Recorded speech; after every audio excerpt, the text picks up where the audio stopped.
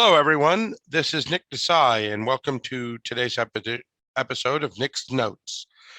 We have the great privilege of talking to my friend, accomplished physician, and now author, Dr. Shantanu Nundy, who wrote this incredibly insightful book, Care After COVID. Dr. Nundy, how are you? I'm doing well. I'm doing well. Thanks so much for having me. Great to have you on the program. Thanks. Can you tell us what was the motivation to write this book? What was the initial thought that got you to think, I want to write a book about care after COVID? Yeah, no, I definitely had no plan at all of writing a book. But what happened was, as people, you and I, who are kind of innovating on the front lines of care, early in the pandemic, I had an idea. And like entrepreneurs like we are, like I had to run the idea to ground. And that idea was around at-home testing. And I started writing about it. I started talking about it. And that sort of became an obsession of mine for a little period of time. And through that process, what I realized was, as someone had never really done writing in a meaningful way, was that people just don't understand where healthcare really needs to go, Hmm. right? Like they talk about it at a super high level, but when people were pushing back vehemently at home testing, I just realized, wow, like there's a lot of education and advocacy we need to Yeah, have. And that's what really got me to write pen to paper. awesome. And what is the core thesis? If there are two to three core takeaways and thesis of your book, what is it? Yeah. So the setup is really that if we choose to, this can be a catalytic moment to change healthcare, right? It's a once in a century pandemic, but it's also a once in a century opportunity to reimagine care. And that's for two reasons, right? The first is everybody, people in healthcare, people outside of it, all understand viscerally how broken it is. And Mhm. number two is that actually healthcare is accelerated in a good way in the past year, with virtual care, distributed care, home care, like you guys did. Mhm. And so then the question is, well, where do we have to go? And I created a really simple mnemonic, the 3Ds, that healthcare has to become distributed, digitally enabled, and decentralized. Mhm.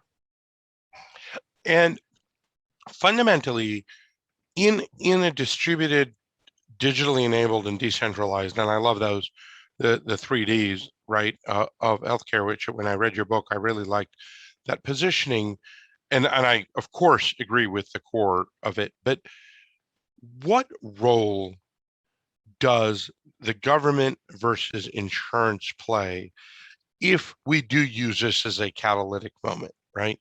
Do we need to go to Medicare for all? Does private insurance play a role? Where does it come in? Because this is a Yeah. question I get asked more often than any other. Yeah.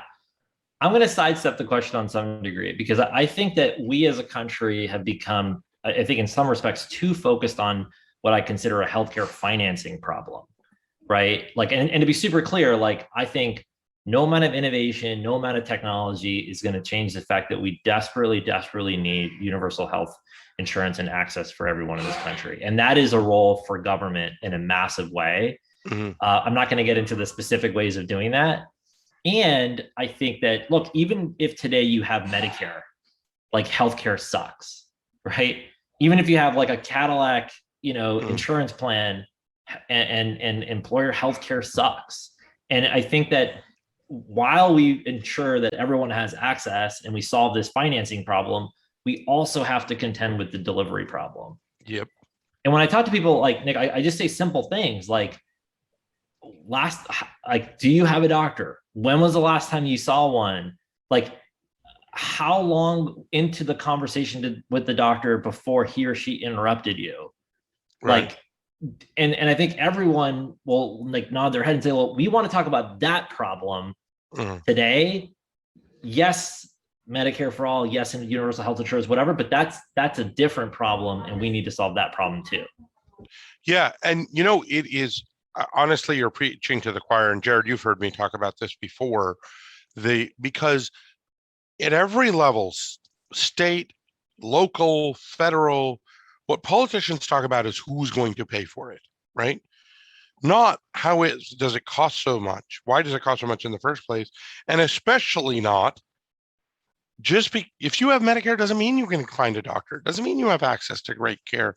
It doesn't mean you know how to use your remote monitoring device or which medication you're supposed to take. 25% of people, I learned this at Yale, 25% of seniors who are on an asthma inhaler for, asthma attacks don't push down before they suck in, right? That's an astounding number to me, but it is not a problem that there's no amount of money that can solve that problem, right? Yeah, So no, I couldn't agree more.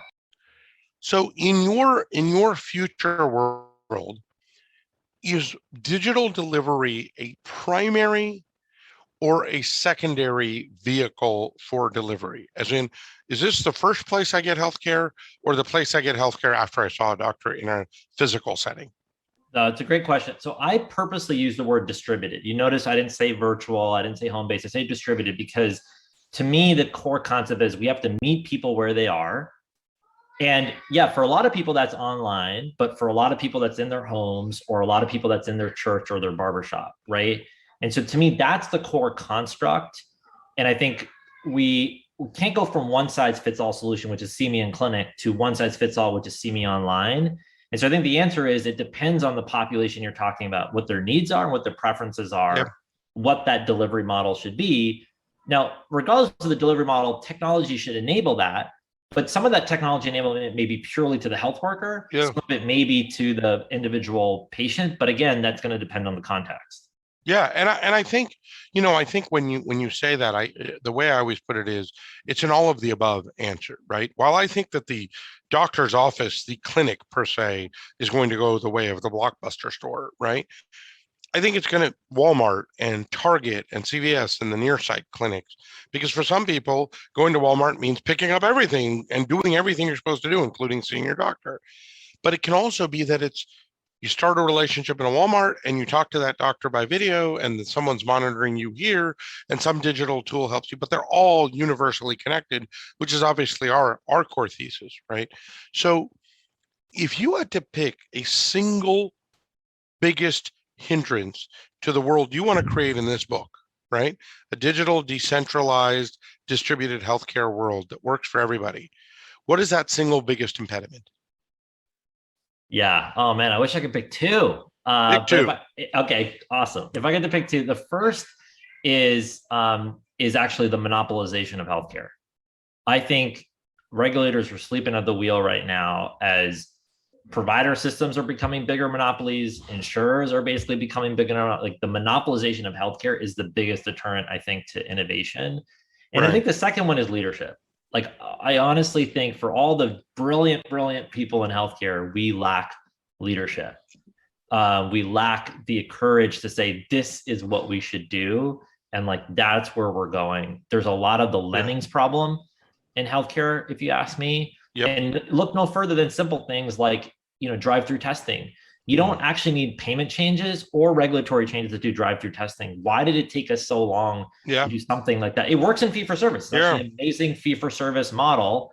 Yeah. But why aren't we doing that? I think it's because we don't lead. Yeah. And I think that problem is they're two related problems, right? Because as there are less innovators and less smaller and community hospitals and independent smaller insurance companies and independent health systems, but they're all sucked into the Borg of these big giant companies, there's more and more corporate, institutional, slow, bureaucratic decision making. And everyone wants to, that's why you see these health tech solutions. They get a few customers and all of a sudden they have hundreds because everyone jumps on the bandwagon because no one wants to be first and no one wants to really actually try something new. Right. So I completely agree with both of those. And I think they're related. And the one I would add is, and it's sort of part of the sort of lack of competition, is doctors becoming part of employees of insurance companies, to me, fundamentally is a conflict of interest, right? Um, so I think that's one. And what makes you most hopeful? Yeah, I actually think what we've been able to accomplish during this pandemic makes me hopeful, right? Like I've been practicing medicine for about 15 years. When I look at my clinical practice, it hasn't changed in 14 of those years. The first time it changed really was during the pandemic, right? The Yeah. shift to virtual, the partnering with churches for the vaccinations, the Yep. use of data. And I think that part of what gives me hope is um, I sometimes describe us as medicine's greatest generation. Like, I Right. actually think that we've all gotten a master's in public health this past year. We've Yeah. all basically been in a startup because every week my clinic was Yep. changing their protocols and changing. We need to now take the muscles we've built, the collaboration that we've established, and the leadership that we've basically demonstrated, and now apply it to the business, the usual business of healthcare beyond this Yep. pandemic. So that gives me hope. Yeah. And I think that one of the things that a few political zealots notwithstanding, one of the things that we've learned is that we are all in this together. And what applies to COVID applies to cancer and applies to diabetes and applies to 100%. cholesterol and 100%. applies to everything else, right? My neighbor's health is my health and vice versa, right? We're all one giant community and globally interconnected now. So tell us, Dr. Nundy, where can we get your book? It's a great book. I strongly recommend it. If you listen to this podcast, you should read this book. You will learn something. Where can you get it? And how do we help you make it a New York Times bestseller out of this? Oh, it's really nice of you. Yeah, it's available now. So on Amazon, Porchlight, pick your favorite place, or you can go to my website. It's careaftercovid.org, and you can read some of the other writings I've done, and then also get the book from there. All the links will be below, everyone. And honestly, it's a quick read in the best sense of the word, but extremely informative. And I really genuinely enjoyed reading it. And there are very, very few people I say that about in healthcare, because most people are like talking in the same circles and the same buzzwords of nonsense. Thank you, Dr. Nundy. It was a pleasure to have you on the program. Thank you so much. It's really great to be on. Thanks, Nate. Thank Thanks you. for And having we're me. out.